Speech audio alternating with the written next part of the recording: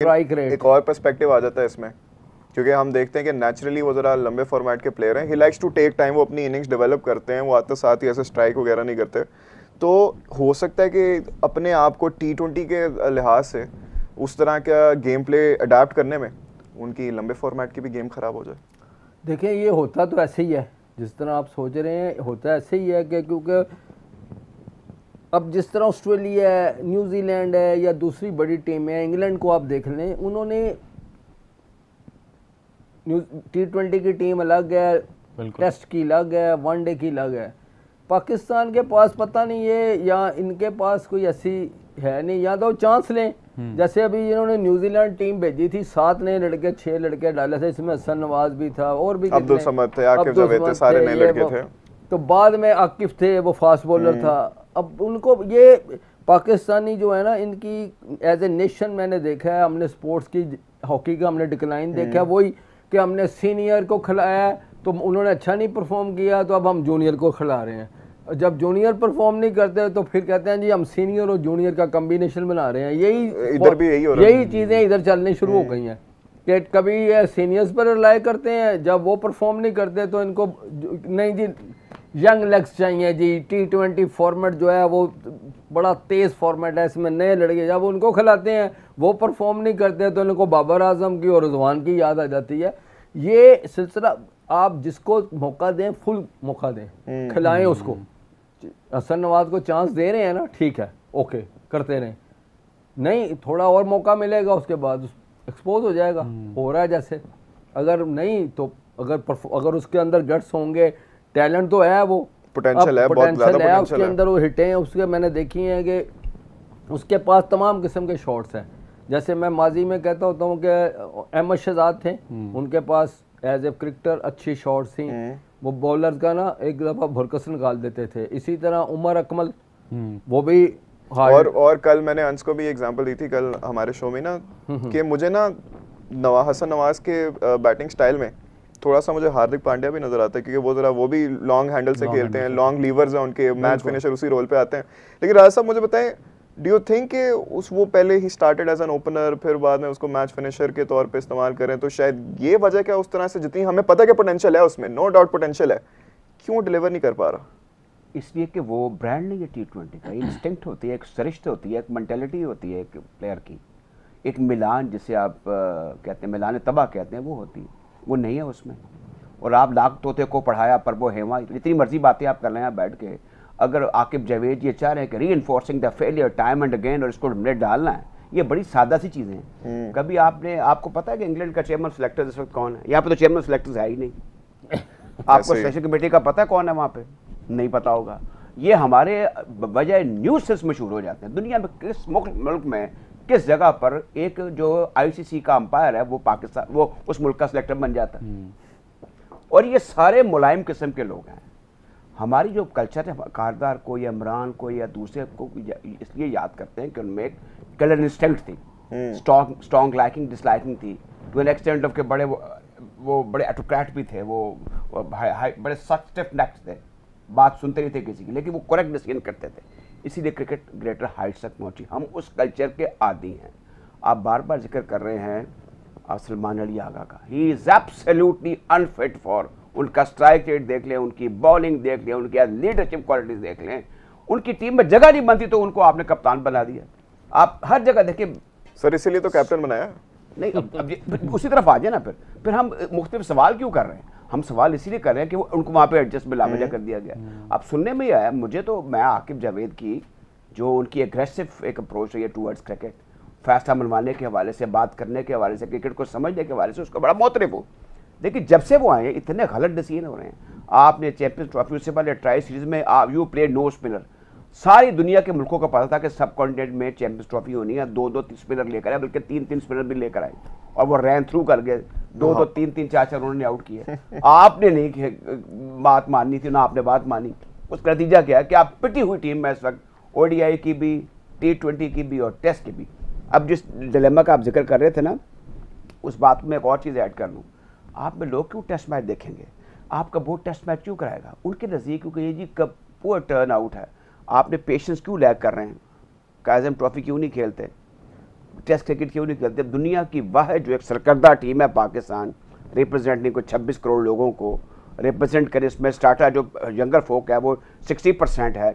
आपका टैलेंट के पूल की भी अकील बिल्ला साहब ने ही बात की है ही नहीं कोई, वही टाइम एंड अगेन आ रहे हैं। अब मुझे बता दें, Hasan Nawaz is a good talent, is a good find, 100 भी कर गए, लेकिन उसके बाद तब से लेके अब तक उनकी ये क्रिकेट माइंड में खेली जाती है। ये अर्बन कल्चर का खेल है, मेरी तरह के पेंडू आके हर जगह काबज हो गए।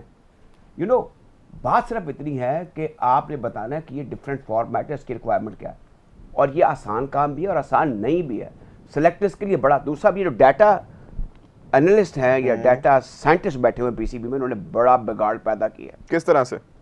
स्टैट्स बड़े मिसगाइडिंग होते हैं।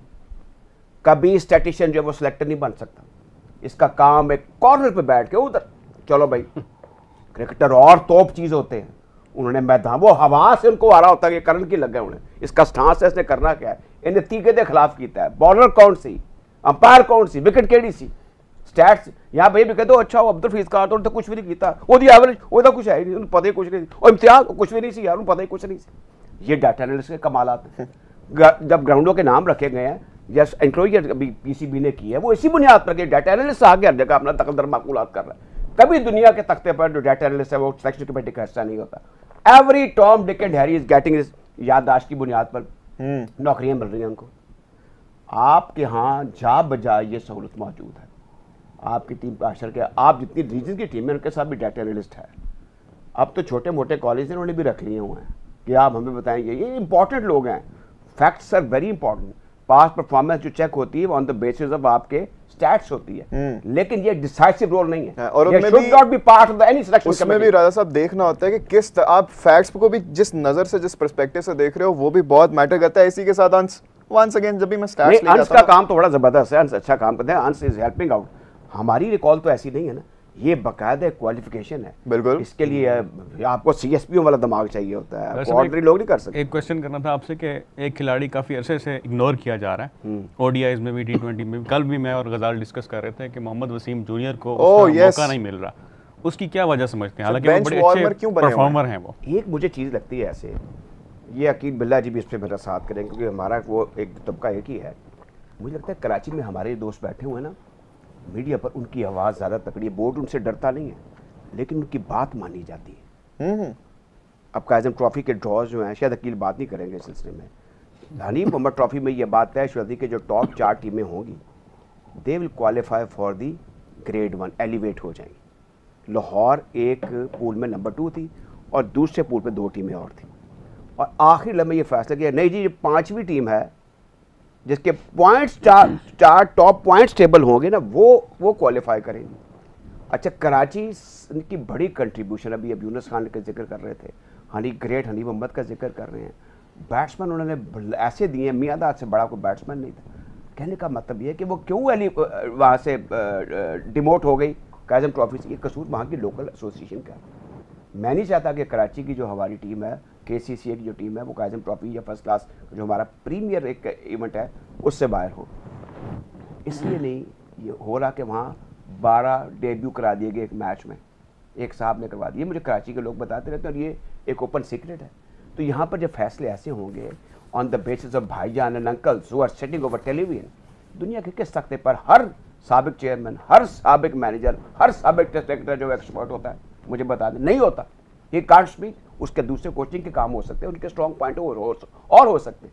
अभी जो आप बात कर रहे हैं वसीम जी, उनकी लॉबी नहीं है। लॉबी हो तो देखिए, he is a good batsman और बॉलिंग में वो हमेशा उन्होंने बड़ी अब वो कब से लेकर टीम से ट्रैवल कर रहे हैं, किसी एक आध मैच में तो आप उनको डाल सकते थे ना।